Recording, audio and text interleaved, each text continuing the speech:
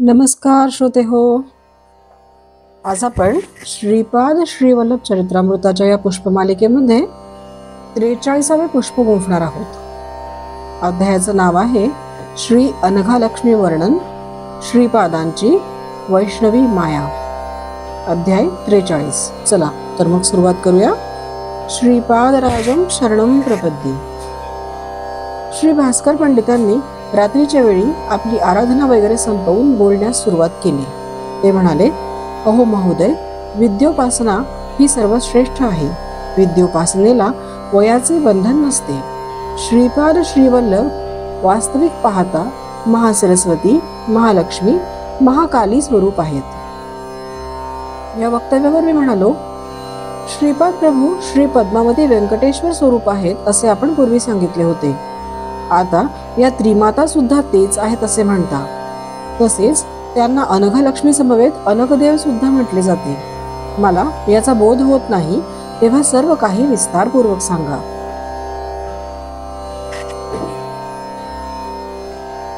श्रीपाद प्रभूंचे विराट स्वरूप. तेव्हा ते महापंडित म्हणाले, बंधूंनो, परमात्मा सर्व जीवराशीमध्ये विद्यमान आहे असे शास्त्राचे वचन आहे.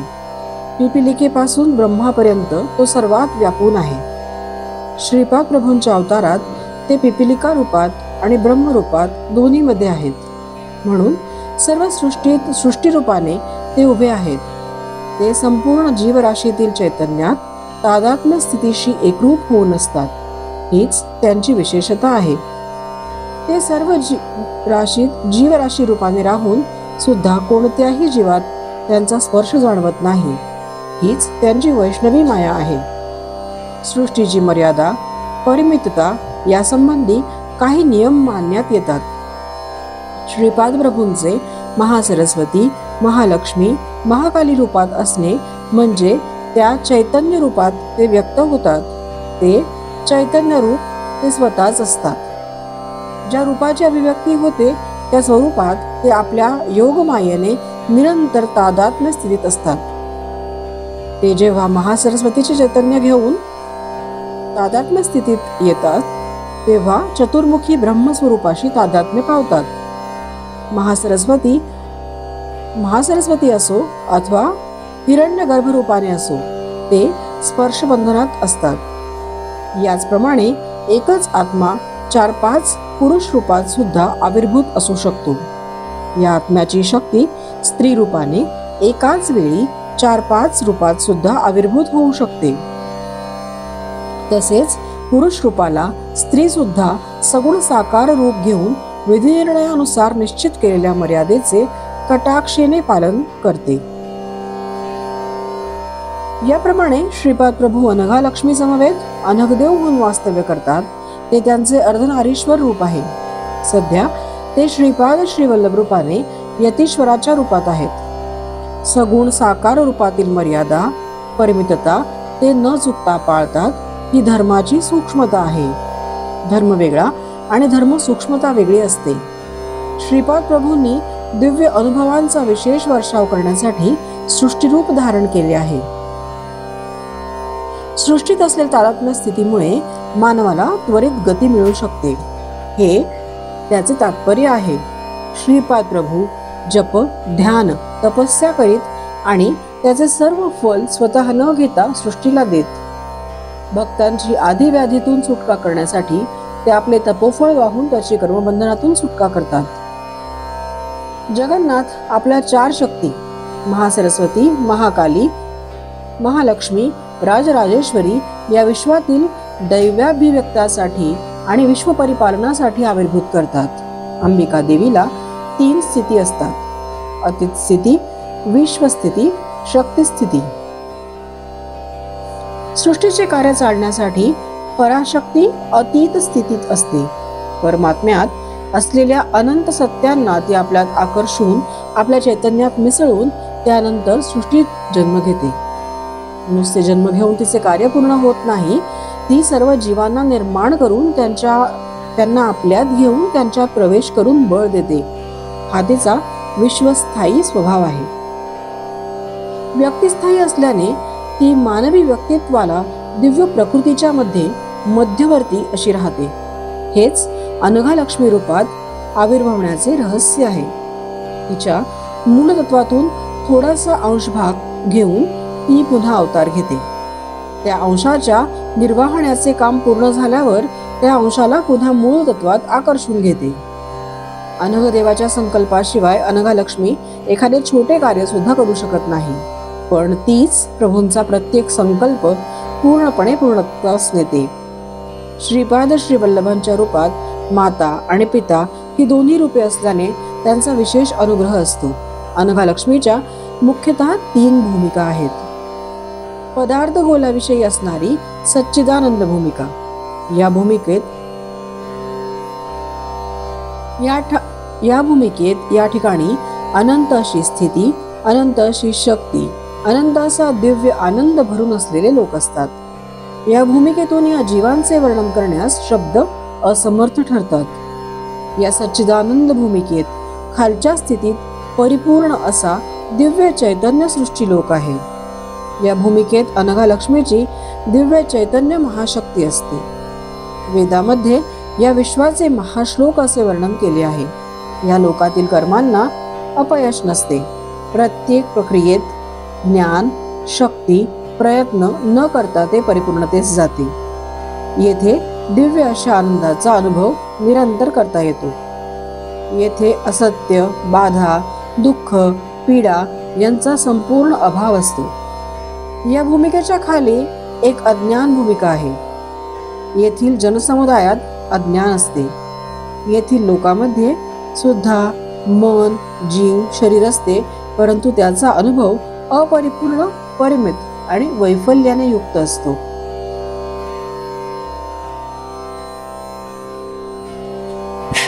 राजराजेश्वरी महिमा. राजराजेश्वरी चैतन्य मातृमूर्तीमध्ये अनंतमयी करुणा ओतप्रोत भरलेली आहे. सर्व भक्तगणांना ती आपल्या बालकाप्रमाणे मानते. प्राणमयी, मनोमयी भूमिकेत अज्ञानी असणाऱ्या जीवांना असुर म्हटले जाते. ते भित्रे, आत्मनिग्रही आणि तपस्वी असलेले अहंकारी असतात. प्राणमयी भूमिकेत अधिकारी पक्षात असलेल्यांना राक्षस असे म्हणतात. त्यांची शक्ती अचाट असून त्यांचे भाव प्रचंड आणि तीव्र असतात. याशिवाय काही खालच्या स्तरातील निम्न प्राणमय भूमिकेत असणारे जीव असतात. त्यांना पिशाच किंवा प्रमादी असे म्हणतात. ते कोणतेही असुरी रूप आणि वेश धारण करू शकतात. खरे पाहता पिशाच ही कोणी व्यक्ती असू शकत नाही. केवळ एखादी इच्छा किंवा दुराशा अपूर्ण राहिली असता ती मनाचे काल्पनिक रूप असते.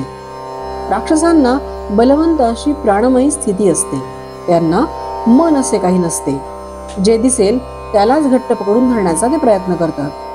कालीमातेचे रूप आपणास काळ्या, श्याम अशा प्राणमयी स्थितीद्वारा दिसणारे रूप असते. काली म्हणजे विध्वंसक शक्ती असते. सर्वांना दुःखी, कष्टी करून त्यांची छिन्न भिन्न अवस्था करणारी ही अज्ञानी प्रकृती शक्ती आहे. महाकाली ही उन्नत भूमिकेमध्ये असते. ती सर्वसाधारणपणे सुवर्ण रूपात असते. ती राक्षसांना महाभयंकर स्वरूपात दिसते.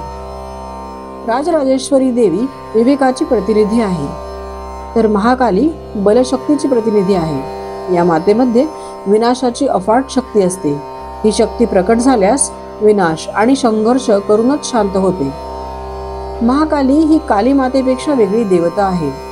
ज्यावेळी साधकाला आपल्या साधनेत विघ्न आल्याचे समजते तेव्हा त्याने आपल्या अंतरंगात असलेल्या महाकाली शक्तीला आवाहन करावे.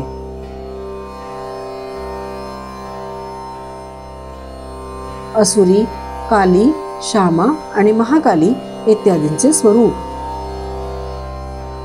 काली, श्यामा या आद्य प्राणशक्ती होत. काली ही विध्वंसक शक्ती होय. महाकाली ही सुवर्णवर्णा आणि असुरांना महाभयंकारी अशी आहे. राजराजेश्वरी विवेकाची स्वामिनी, तर महाकाली बलाची स्वामिनी आहे. महालक्ष्मीचे सौंदर्य अप्रतिम असते. विवेक आणि शक्ती पूर्णपणे मिळवण्यासाठी सौंदर्य असणे आवश्यक आहे. हे नसल्यास आपल्या प्रयत्नांना पूर्णत्व येत नाही.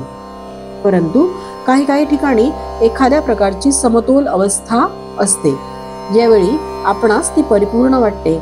यापेक्षा थोड्या उन्नत अवस्थेत पोहोचल्यावर पुन्हा तेथे आपणास नवीन परिस्थिती अनुभवास येते. त्यांना अनुसरून नवीन समतोल स्थिती प्राप्त होते. ही अवस्था आपणास परिपूर्ण वाटते.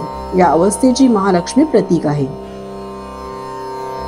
विवेकामध्ये परिपूर्णता येऊन बल आणि शक्तीमध्ये परिपूर्णता न आल्यास पूर्वसिद्धी अनुकूल नसते.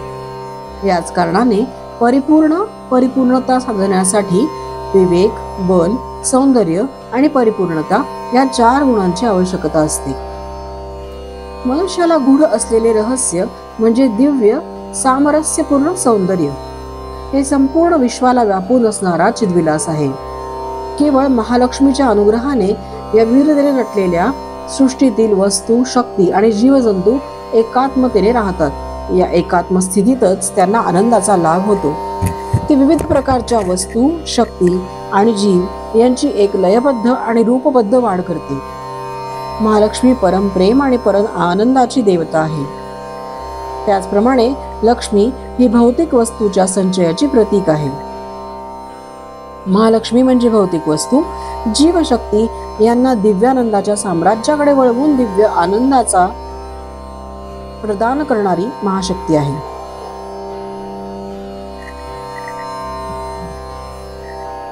अनघलक्ष्मीची शक्ती पूर्णता प्राप्त करण्यासाठी विवेक, बल आणि सौंदर्य याबरोबरच कर्मामध्ये सुद्धा कौशल्य असावे लागते. वेदामध्ये सरस्वती मातेची प्रशंसा आहे. दशविद्येमध्ये तिला मातंगी असे म्हणतात. तिची वैखरी वाणी असते. महासरस्वती निराळी असते. दिव्य नैपुण्य आणि आत्मचैतन्य कर्माचे महासरस्वती प्रतीक आहे. या महामातेच्या करुणेने आणि कृपाप्रसादाने आपली इष्ट कर्मे पूर्णत्वास जातात. तिने प्रसादिलेल्या दिव्य ज्ञानामुळे आपली कर्मसिद्धी होण्यासाठी उपयोग होतो. आत्मचैतन्याचा अन्वय कसा करायचा याचे ज्ञान होते. अनेक शक्तींच्या सामरस्याने आनंदाची प्राप्ती कशी होते ते कळते. परिवर्तनता, परिपूर्णता यासारख्या अतिदुर्गम अशा विषयाबद्दल तसेच अतिसूक्ष्म विषयाबद्दलचे ज्ञान महासरस्वतीवर दृढ श्रद्धा ठेवल्याने आपणास प्राप्त होऊ शकते. हे श्रोत्यांनो, आनंद हा परमेश्वराशी संबंधित विषय आहे, परंतु अत्युच्च आनंद हा योग्यांनाच येणारा अनुभव आहे. निरीच्छ योगाला मिळणारा हर्ष हाच होय. सर्व जीवांना सुख आपापल्या पूर्व सुकृतानुसार प्राप्त होते, परंतु प्रत्येक सुखाच्या मागे दुःख हे ठरलेलेच असते. अनघा देवीच्या व्रताचे दत्तभक्तांकडून आचरण. श्री अनघा देवीचे रूप हे लक्ष्मी देवीचेच प्रतिरूप आहे. तिच्यामध्ये राजराजेश्वरी, महालक्ष्मी, महाकाली या देवतांची लक्षणे ओतप्रोत भरलेली आहेत. श्री अनघा देवीचे एक विष्णू रूपही आहे.